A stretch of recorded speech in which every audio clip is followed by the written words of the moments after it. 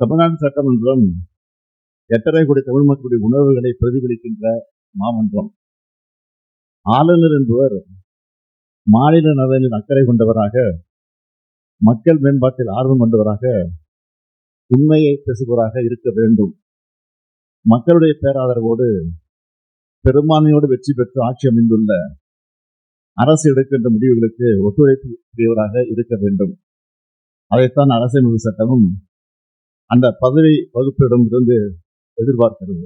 10/4/2023 அன்று இதய பேரவையில் நான் ஆற்றிய உரையின் ஒரு பகுதியை நான் இங்கே நினைவு கூற விரும்புகிறேன்.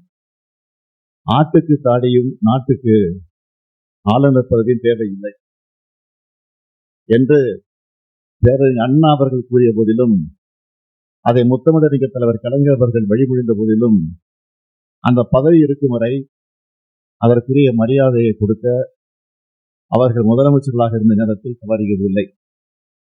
அவர்களது வழியை பின்பற்றி நானும் அதிலிருந்து இன்னி அளவும் விலகியதில்லை. இந்த அரசும் தவறியதில்லை.